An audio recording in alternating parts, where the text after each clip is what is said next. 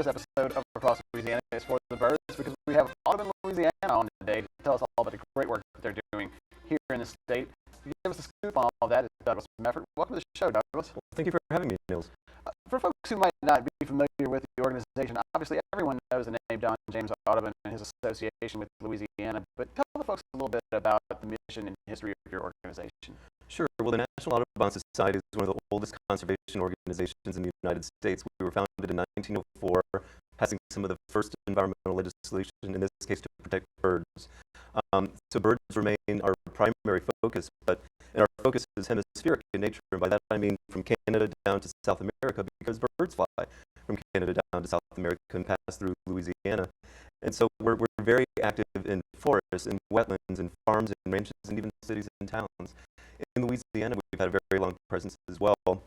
We have Audubon's, I'm proud to say, oldest and largest sanctuary, the Paul J. Rainey Sanctuary, which was established in 1924 and has 26,000 acres in Vermilion Parish. Wow, that's an amazing amount.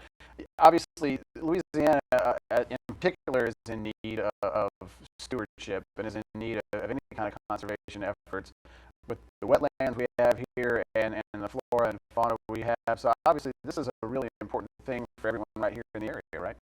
Absolutely, and Audubon, Louisiana, our state office is very active on providing sound science to inform policy on coastal restoration, to make sure that the dollars that are currently available and some that will come from the BP spill down the road, that those go to the best ecosystem restoration projects as possible.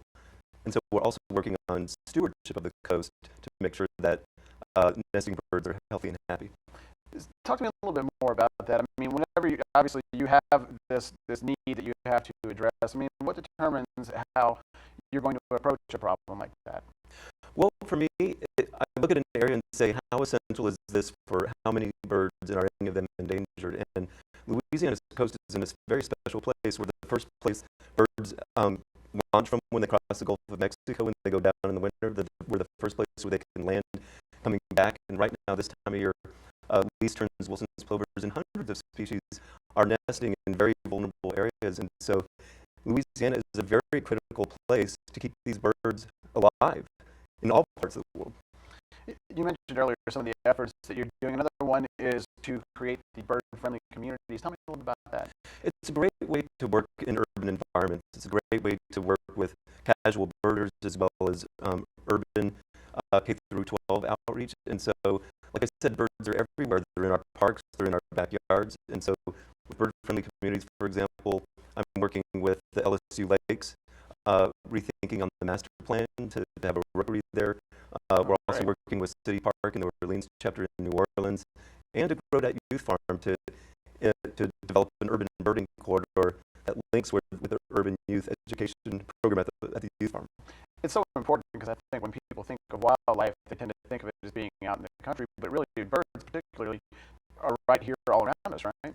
They need every bit of land, in our cities and towns and in these natural areas. And if you think about the United States and where we are, that's what I love about the work that we do with Audubon is we don't just work with farmers, we don't just work with wetlands, we don't just work with bottomland hardwoods.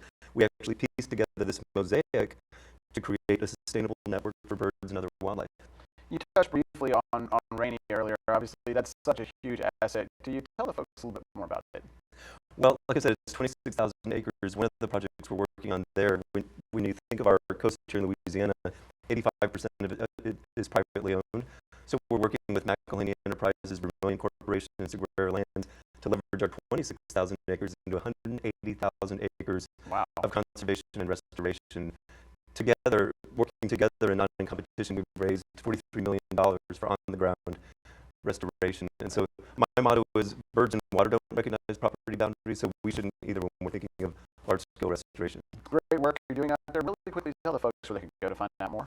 They can go to our website at la.audubon.org, and they can learn more about our programs, they can learn how to volunteer, and they can learn how to provide support for our office. Fantastic. Thanks so much for coming on and telling us all about it. Okay, thank you, Neil.